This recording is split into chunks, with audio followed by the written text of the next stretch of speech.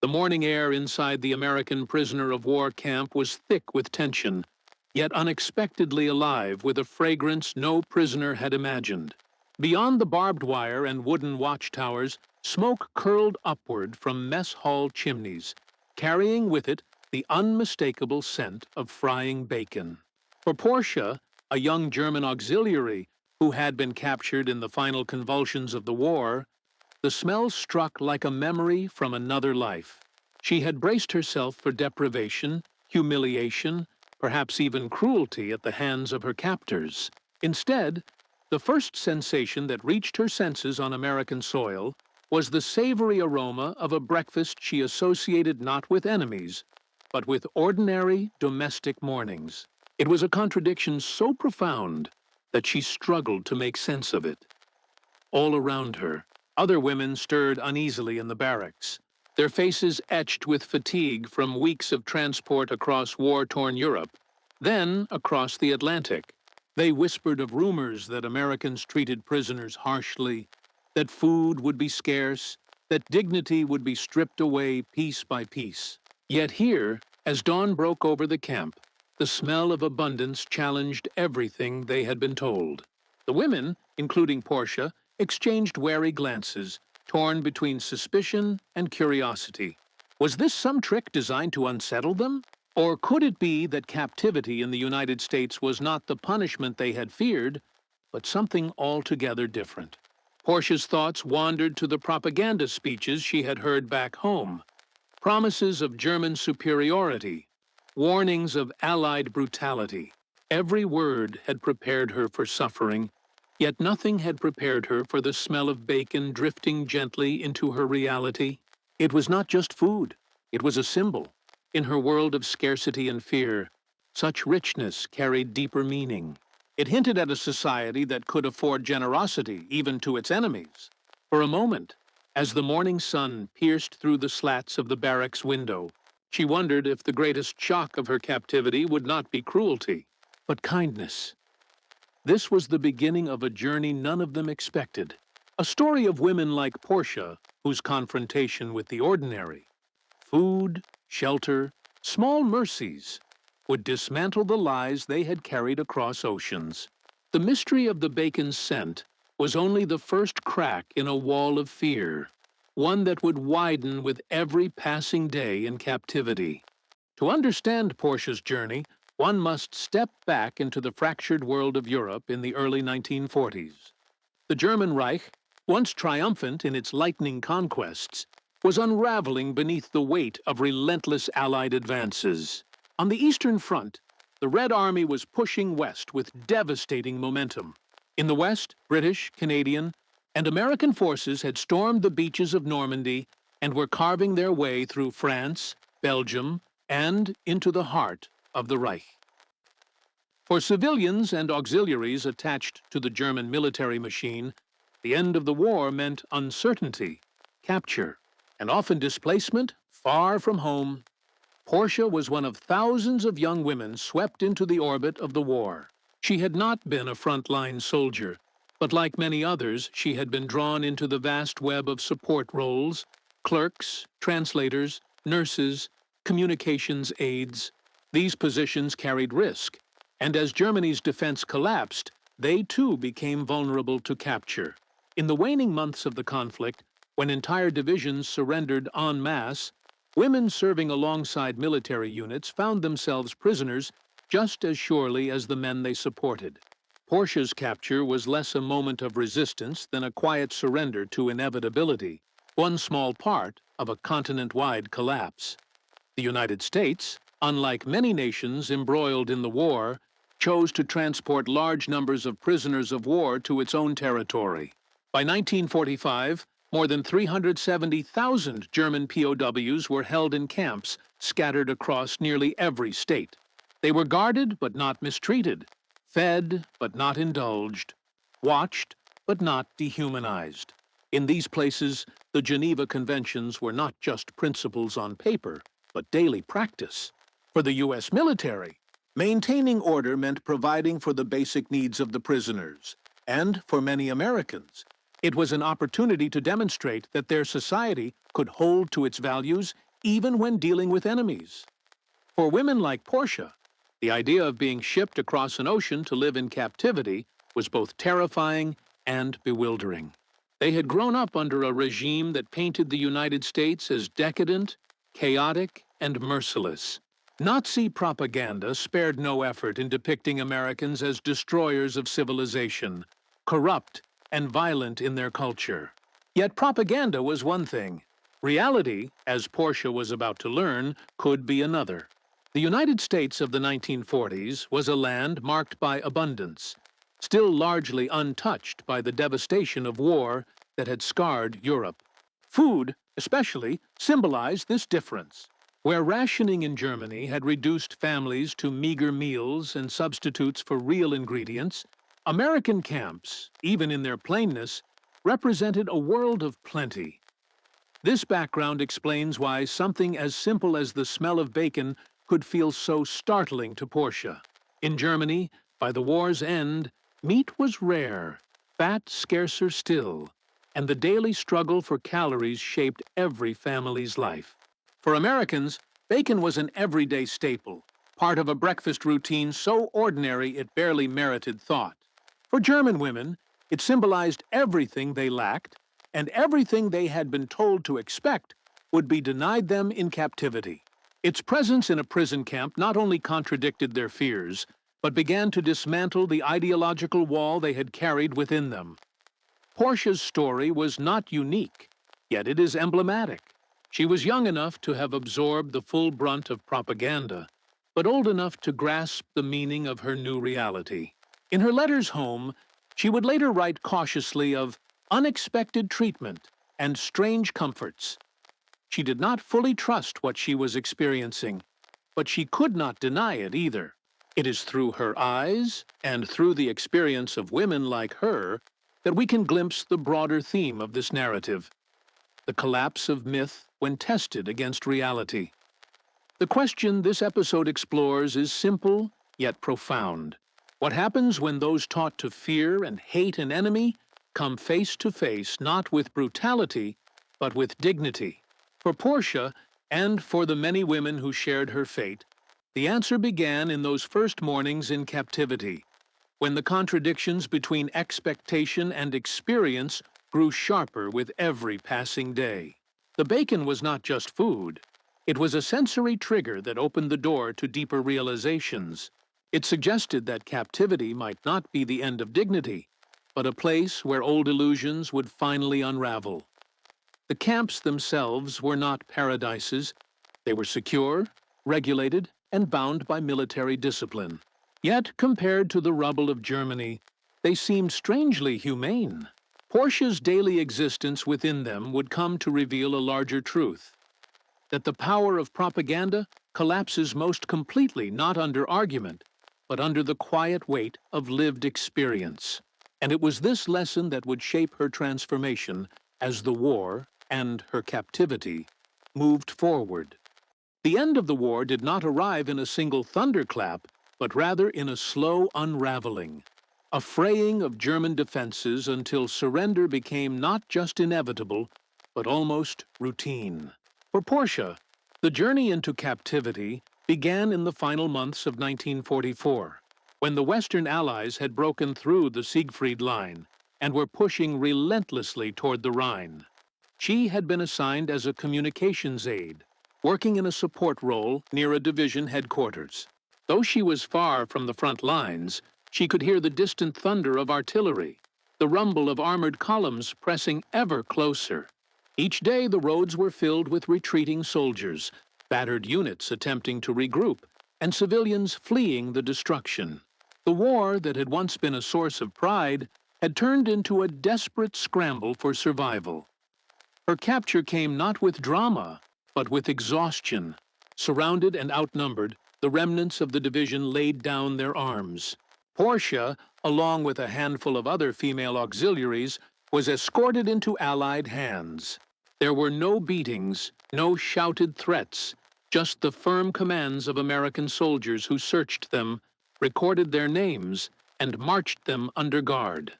In her memory, that moment was defined not by violence, but by disbelief. She had been told to expect cruelty, and instead she found procedure. This, too, was its own kind of shock. The propaganda of the Reich had prepared her for something far darker. In speeches broadcast over the radio and leaflets distributed in the cities, Americans were described as brutal occupiers who delighted in the suffering of their enemies. Women were warned that capture meant dishonor, perhaps even worse. The fear of being handed over to Allied troops had been used as a weapon to steal morale and discourage surrender. Portia had absorbed these warnings, repeating them in whispered conversations with fellow auxiliaries. They believed that imprisonment meant hunger, exposure, and humiliation. Some even feared death. These fears clung to them as they were marched away, herded into makeshift holding camps before being transported further afield. The early stages of captivity were disorienting. In transit camps across France, Portia was struck by the sheer organization of the process.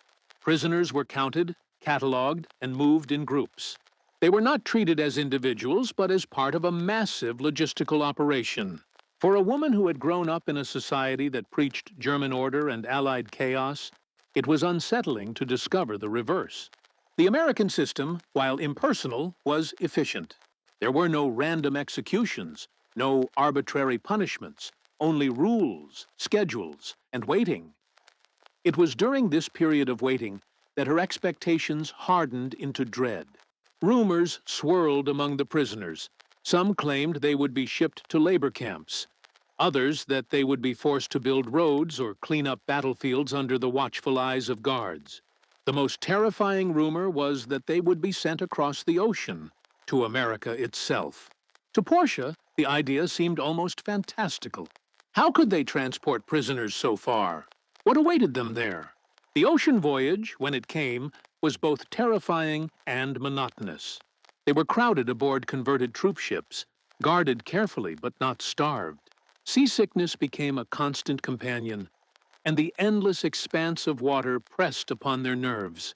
Yet even here, their treatment did not match their fears. Meals were basic but adequate, and medical attendants checked on those who fell ill. Slowly, the myth of imminent brutality began to erode.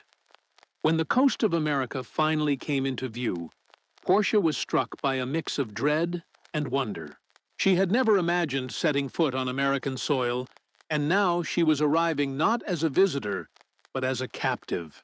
They disembarked under heavy guard, marched onto buses, and driven inland to camps scattered across the countryside. For Portia, her destination was one of the many facilities built hastily yet sturdily to hold thousands of prisoners. Rows of wooden barracks stood behind fences topped with barbed wire, guarded by watchtowers. It was unmistakably a prison, but not the dungeon-like environment she had pictured. Her first night in the barracks was sleepless. The women whispered to one another, their words filled with nervous speculation. They expected rations to be thin, perhaps little more than bread and water. They expected guards to sneer or insult them. They expected that every small comfort would be stripped away. Portia tried to steel herself against disappointment, reminding herself of the warnings she had heard in Germany. Yet even in those first hours, small details unsettled her assumptions. The blankets on the cots were rough but clean. The guards did not enter the barracks or harass them. Lights were extinguished on schedule, and silence fell across the camp. It was prison, yes, but not cruelty. The dawn that followed brought the first great shock, the smell of breakfast wafting from the mess hall. The scent of frying bacon was so alien to her expectations that she at first thought it must be an illusion. How could prisoners be fed such things? She had braced herself for watery soup or stale bread, the kind of meager fare she had grown accustomed to in Germany. Yet here was the rich aroma of meat, fat, and abundance. Some women laughed nervously, others muttered that it must be a trick. Portia herself sat quietly, stunned by the realization that captivity in America might not mean starvation after all. These first days revealed the greatest contradiction of all. The enemy she had been taught to fear seemed less threatening than her own leaders had claimed. The Americans enforced discipline, yes, but they did so without malice. Meals were provided at regular intervals, portions far larger than what she had seen in her homeland in years. The barracks, though simple, were weatherproof and heated. Even the guards, while stern, did not seem eager to abuse their power.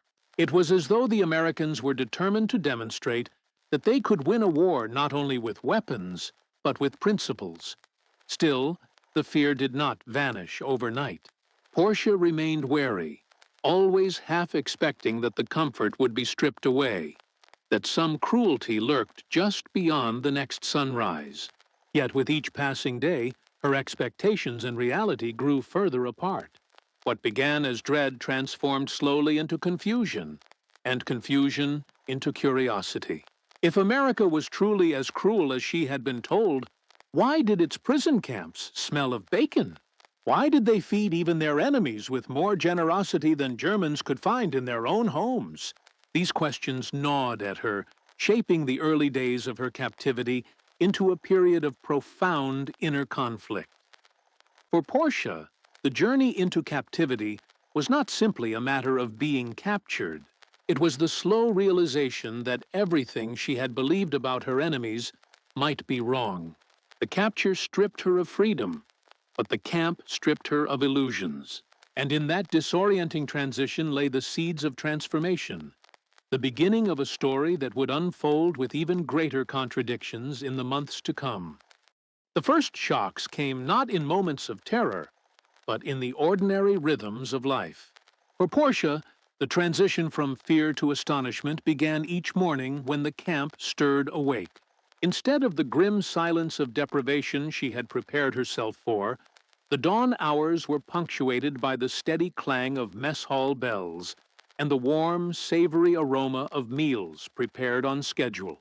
Bacon, eggs, bread, and coffee were served in proportions that defied the rationing of wartime Europe. The women, still wary, lined up cautiously, half expecting the food to be snatched away at the last moment. Yet the plates remained full. The kitchens continued to produce, and the routine of nourishment became a fact of life.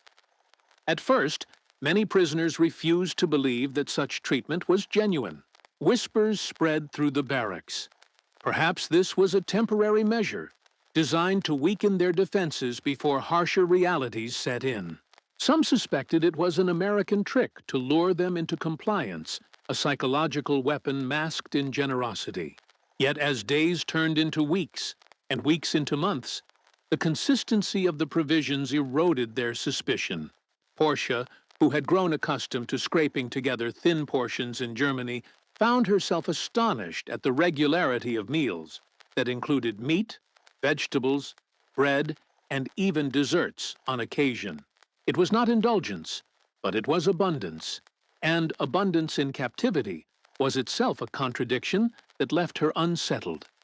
Hygiene, too, became a revelation. In the Europe she had left behind, soap was scarce, water often rationed, and bathing facilities primitive. In the camps of the United States, showers and wash houses were built into the infrastructure, available at scheduled times. The women, embarrassed at first by the regimentation, came to value the opportunity for cleanliness. Portia remembered the sting of hot water against her skin, the smell of soap, luxuries she had not enjoyed in months. The simple act of washing became not just a necessity, but a reminder of dignity, something she had feared captivity would strip away. Here, she discovered, it was restored. Medical care provided another jarring contrast. Illness and injury among prisoners were met not with neglect, but with treatment. Camp infirmaries, staffed with American medics, admitted prisoners without distinction between male and female, soldier or auxiliary. When one of Portia's companions developed a fever, she was taken to the infirmary, given medicine, and returned in better health. Such attentiveness stood in stark opposition to the stories they had heard, of prisoners being left to suffer, of enemies reveling in their decline. Each instance of care deepened the dissonance between expectation and reality. If these were the merciless captors they had been taught to fear, why did they heal rather than harm? The barracks themselves told another story.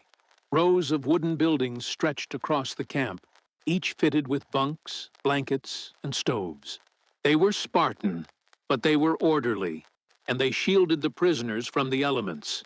Portia recalled the first night she heard rain drumming on the roof, the wind rattling the walls, and realized that she was warm and dry. It was not comfort in the sense of home, but it was protection. She had braced herself for mud, cold, and exposure, yet found herself inside a structure that, though confined, offered shelter. The emotional reactions to these shocks varied. Some prisoners wept quietly at the realization that they were being treated more humanely in captivity than they had been in freedom. Others grew angry, resenting the thought that the enemy could provide what their own leaders had denied them. Portia herself oscillated between gratitude and confusion.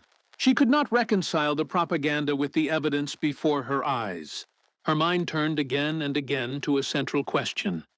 Was this real, or was it a mask that would eventually be torn away? That uncertainty lingered, but with each day of consistent treatment, the mask seemed less likely. Letters home became a vital outlet for these conflicted emotions. Under censorship, prisoners wrote cautiously, avoiding details that might anger their captors or their families. Yet within the lines, glimpses of astonishment emerged. Portia once wrote, "We are cared for in ways we did not expect." Another woman, in a different camp, described meals that would shame what we had at home in recent years. These letters, though restrained, testified to a shared experience of disorientation. How could captivity, meant to strip them of freedom, also return to them the basics of humanity that war had stolen? The most startling discovery was the normalcy of routine. Work details were organized, not as punishment, but as structured activity. Prisoners tended gardens, repaired clothing, or assisted in camp kitchens. Guards enforced rules, but they did not relish cruelty. Portia observed that many guards seemed indifferent, even bored, treating their role as duty rather than vengeance. This lack of malice unsettled her. She had expected hatred, insults, perhaps even violence. Instead, she found herself invisible to many of her captors, a prisoner, but not an object of scorn. That indifference, in its own way, was shocking. Entertainment offered further surprises. Though limited, the camps sometimes provided access to books, music, or organized events. For women who had braced for unending monotony, these small gestures seemed surreal. Portia recalled evenings when the faint sound of music drifted across the camp, carried from a radio or a makeshift performance. It was a reminder that life, even in captivity, could hold fragments of culture. It chipped away further at the wall of fear, showing that Americans did not seek to erase their captives' humanity, but to regulate it within bounds of order. As these shocks accumulated, a deeper transformation began to stir. Portia no longer clung to the certainty of propaganda. She found herself questioning not just the lies she had been told about the Americans, but the broader system that had demanded her loyalty. If her enemies could treat her with fairness, what did that say about the regime that had demanded absolute faith, while delivering only destruction? The contradictions gnawed at her identity, forcing her to confront uncomfortable truths. Yet the very abundance and order of the camp also provoked unease. Was it weakness to accept such treatment? Would gratitude betray the hardships of those still suffering in Germany? Some women whispered that to enjoy American food was to betray their homeland, that to sleep under American roofs was to lose their pride. Others, exhausted by years of deprivation, allowed themselves to embrace the comfort, reasoning that survival was its own form of loyalty. Portia wavered between these poles, her conscience torn between pride and relief. As weeks passed, the novelty of bacon and clean water gave way to a more profound realization. Captivity in America was not defined by cruelty, but by contradiction. Each act of provision challenged the myths of propaganda, and each kindness forced the prisoners to re-examine their beliefs. The shocks of food, hygiene, medical care, and shelter were not isolated. They were pieces of a larger puzzle that suggested America was not the barbaric enemy of Nazi imagination, but something altogether different. Still, uncertainty lingered. Was this generosity sustainable? Would the coming months reveal a harsher reality? Portia could not yet know. She sensed that the greatest contradictions were still to come, that the camp would continue to dismantle the walls within her mind. The smell of bacon had been the first crack, but it was only the beginning. The earliest shocks of food and shelter had left Portia unsettled, but what followed in the weeks and months ahead would erode her certainty even further. Captivity, she discovered, was not a static condition. It was a landscape of shifting routines, new revelations, and small but profound discoveries that forced her to confront the lies she had carried across the ocean. What began as disbelief at bacon on the breakfast table grew into something deeper, a slow, grinding dismantling of ideology. One of the most powerful contradictions came through letters from home. Each prisoner was permitted to write under censorship, their words carefully monitored. When Portia's first letter finally arrived from Germany, it was not the scolding call to loyalty she expected, but a plea for information, tinged with desperation. Her family asked about food, about health, about whether she had access to soap or shoes. The irony was painful. In captivity, she had more regular meals than her family did in freedom. She wrote back cautiously, describing her situation with restraint. But she could not hide her astonishment at the imbalance. How could the defeated enemy care for her more consistently than the Reich cared for its own civilians? Work details added another layer of contradiction. In Germany, she had been told that American labor would be grueling, designed to break the body and spirit. Yet in the camp, assignments were structured and purposeful, often lighter than the work civilians endured back home. Portia was placed on a sewing detail, mending uniforms and linens. The work was repetitive, but it kept her occupied, and it offered a sense of usefulness. Other women worked in gardens, tending rows of vegetables that would supplement the camp kitchens. Some were even allowed to work outside camp boundaries, under guard, in fields or factories where American civilians could see them. These excursions stunned Portia most of all. Instead of hatred, many civilians regarded them with indifference, some with curiosity, and a few even with kindness. The image of Americans as vengeful oppressors fractured further each time she glimpsed ordinary people going about their daily lives. The guards themselves became symbols of contradiction. At first, they seemed distant, impassive behind their rifles and towers. But over time, Portia observed moments that revealed their humanity. A guard shared a cigarette with a prisoner. Another carried water for a woman who had fainted in the heat. These were not acts of calculated propaganda, but small gestures that suggested indifference was giving way to something more complex. Portia wrestled with these impressions. Were these men her enemies? Were they her jailers? Or were they simply young men, not unlike her brothers, caught in the machinery of war? Entertainment within the camp further blurred the lines between captivity and freedom. Books circulated among prisoners, sometimes German classics, sometimes translated works of foreign authors. Portia found herself reading stories she had never been allowed to see under Nazi censorship. Ideas flowed into the camp through pages, sparking conversations late into the night. For women who had grown up under strict propaganda, the sudden access to broader perspectives was unsettling, even dangerous. It encouraged thought, reflection, and comparison. And with comparison came doubt. Music, too, filtered through the fences. American radios broadcast programs that prisoners could sometimes hear. At first, the foreign rhythms felt intrusive, alien. But over time, the swing of jazz, the cadence of American voices, and the sheer vitality of it began to intrigue them. Portia had been told that American culture was vulgar and corrupt. Yet, what she heard carried an energy that contrasted with the exhausted monotony of life in the Reich.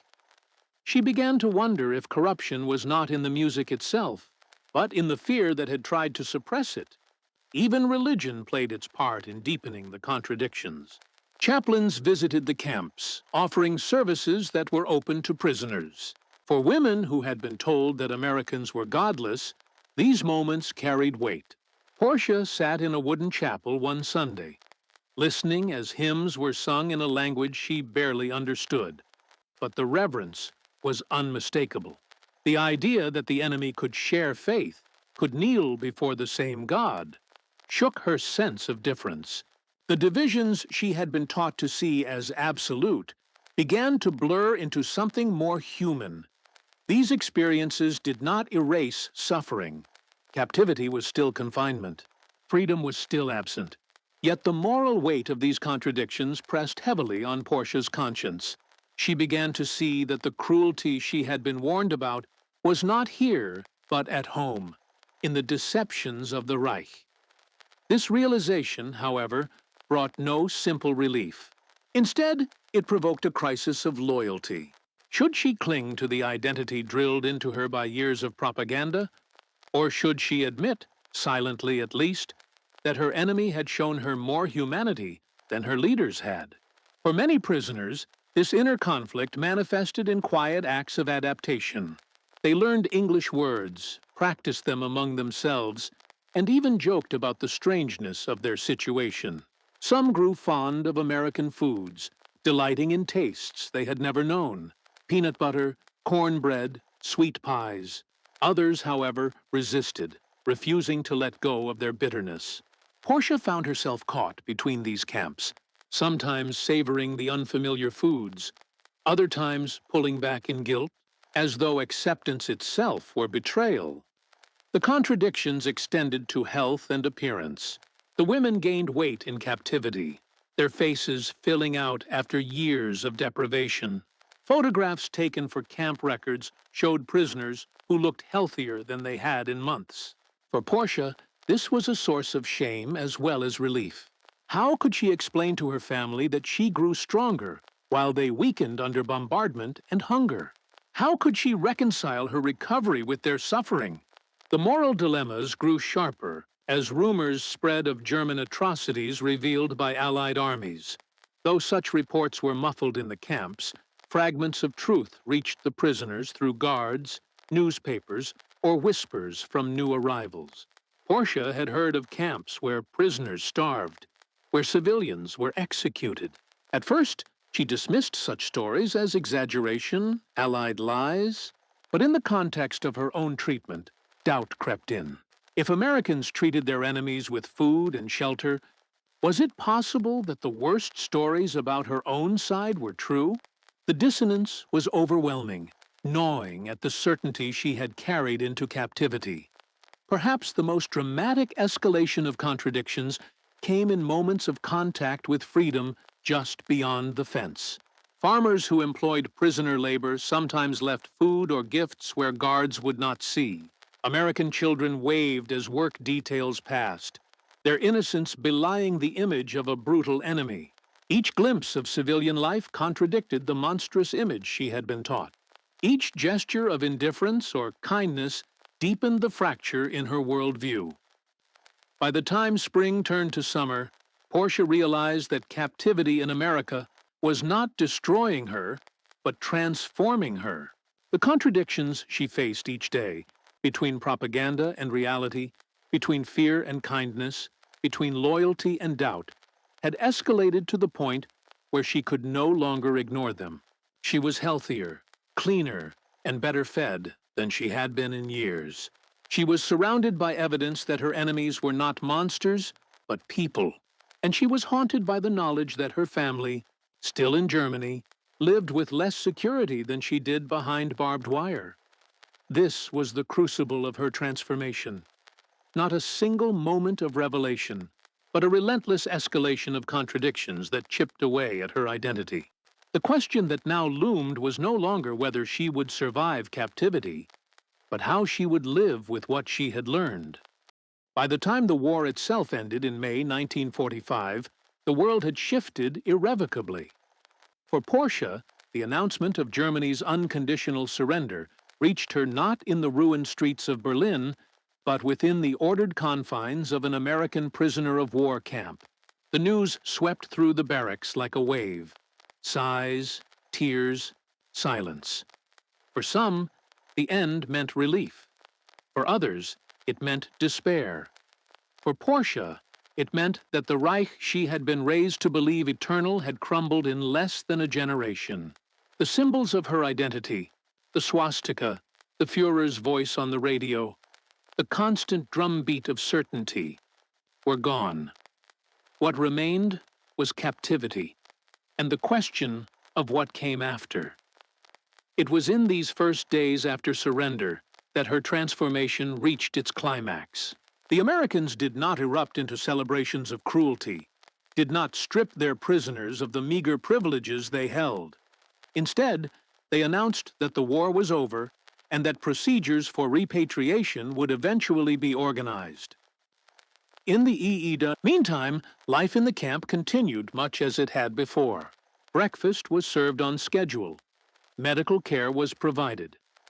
Guards rotated through their duties. To Portia, this continuity was staggering.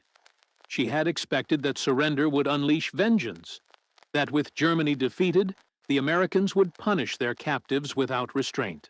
Instead, their discipline deepened. The rules of humanity seemed to hold firm, even when they no longer needed to. The pivotal moment came in the summer months, when American officials invited representatives of the International Red Cross to visit the camp. Portia and her fellow prisoners watched as inspectors walked the grounds, examined the barracks, and spoke with inmates. Reports would later confirm what she already knew. The conditions met international standards. But for Portia, seeing outsiders, neutral, observers, acknowledge her reality was transformative. It was no longer simply her word against the Reich's propaganda. It was a fact, verified by the world, that she had been treated with fairness. In that instant, the last remnants of doubt gave way to reluctant acceptance. The enemy had not lied to her. Her own leaders had. Her personal climax arrived not in a dramatic confrontation, but in an internal reckoning. One morning, standing in line for breakfast, she received a plate heaped with eggs, bread, and slices of bacon. The sight and smell, once bewildering, now felt almost ordinary. But as she carried the tray to her seat, she was struck by the absurdity of the moment. She, a prisoner, was eating better than her family in Germany, who wrote of shortages and hunger. She realized with a clarity that startled her that she no longer believed the Reich's version of reality. The transformation was complete. She had crossed from suspicion to acceptance, from fear to gratitude, from loyalty to doubt. In that moment, the smell of bacon was no longer simply a shock. It was a symbol of everything she had unlearned. This transformation did not mean she forgot the pain of captivity. She was still behind barbed wire, still cut off from freedom.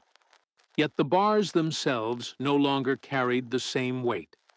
They confined her body, but not her mind. She began to think of herself less as a soldier of a lost cause and more as a survivor of an illusion. Her captivity became, paradoxically, the place where she learned to see the world more clearly. For some prisoners, the climax took other forms.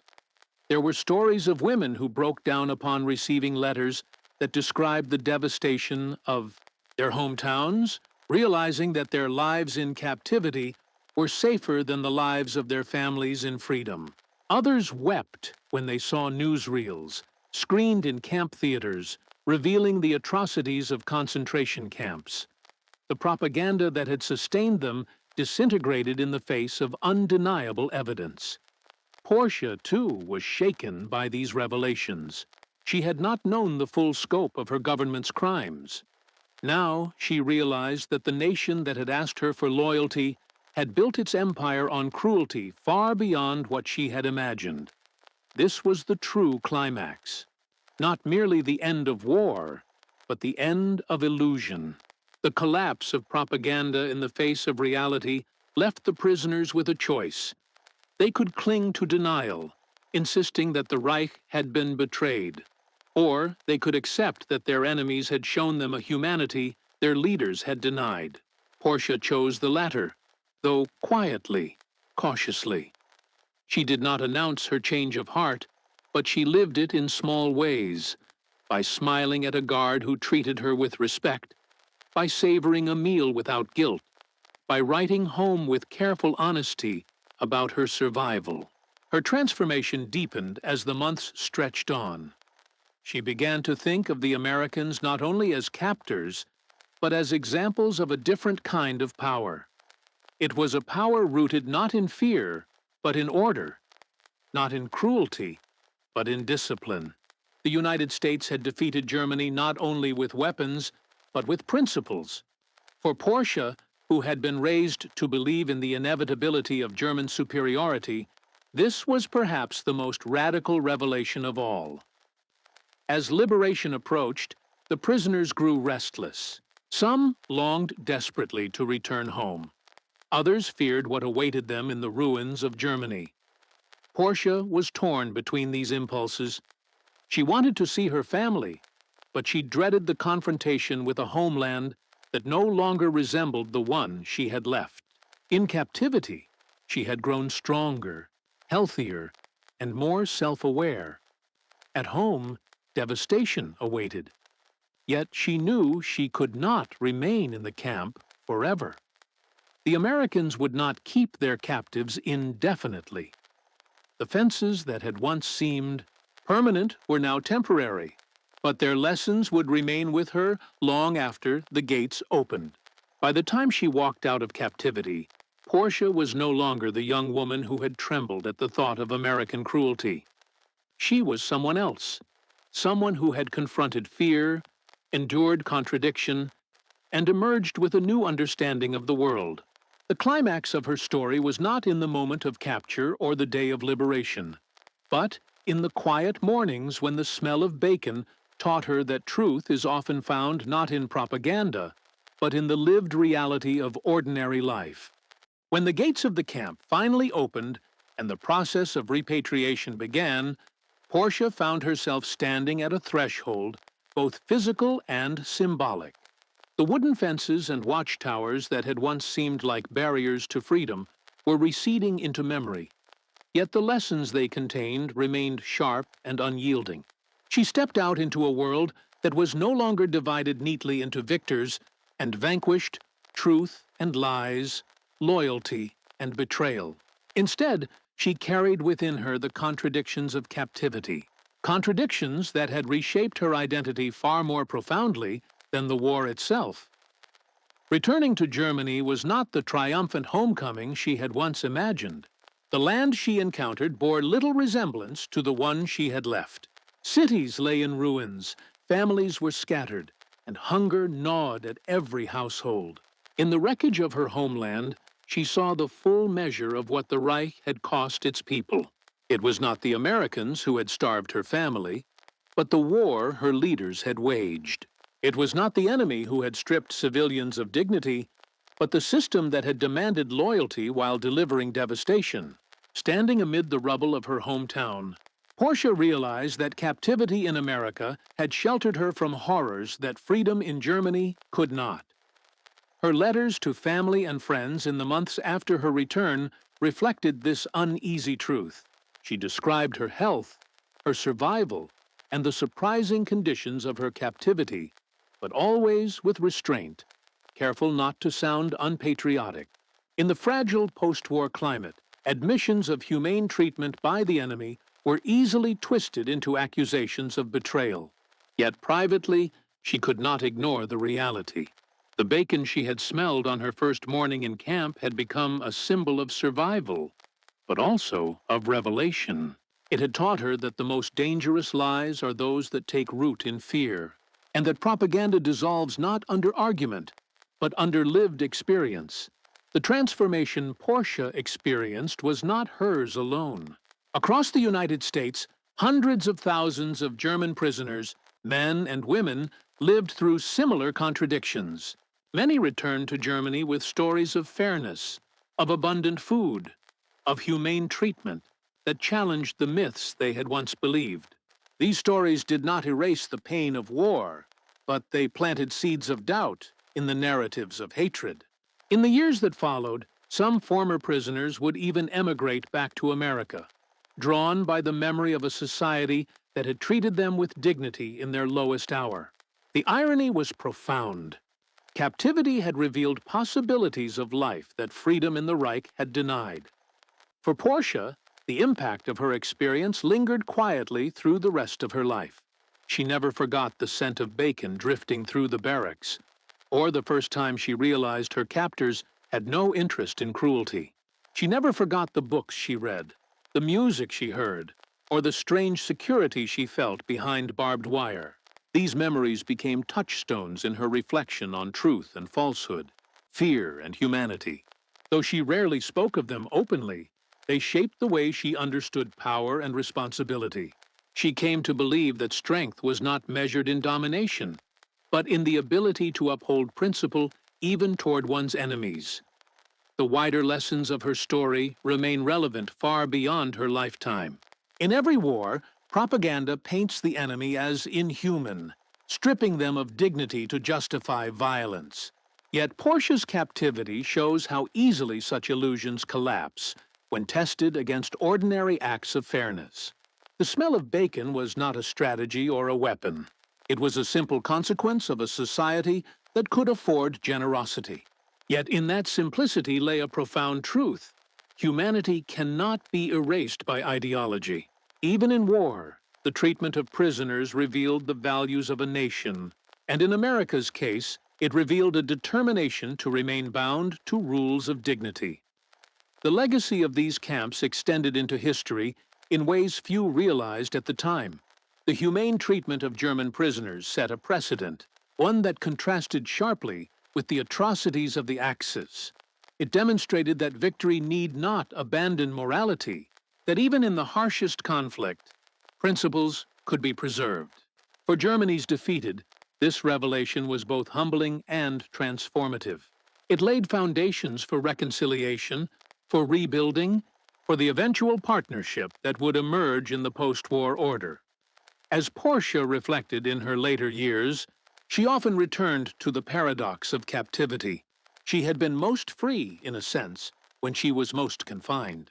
Behind barbed wire, she had shed illusions and confronted truths that had eluded her in the world outside.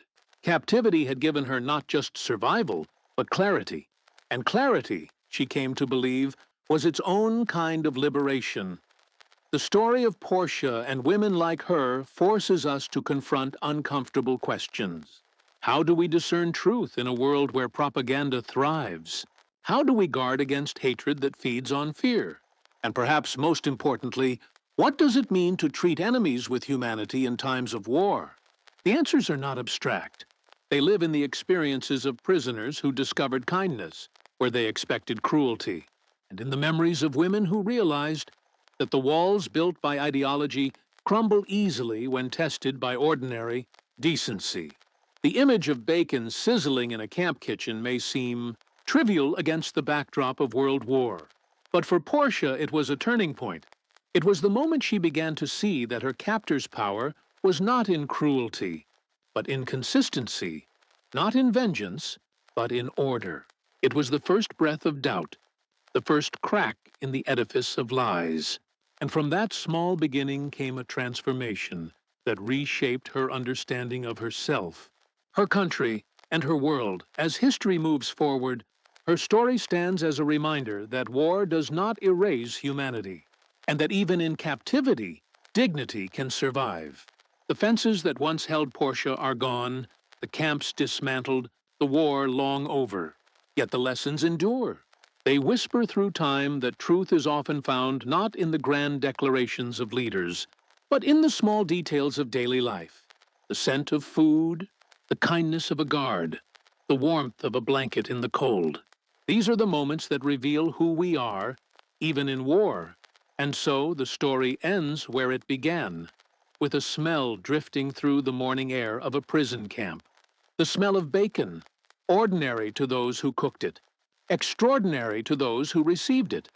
a symbol of the collapse of fear and the persistence of humanity.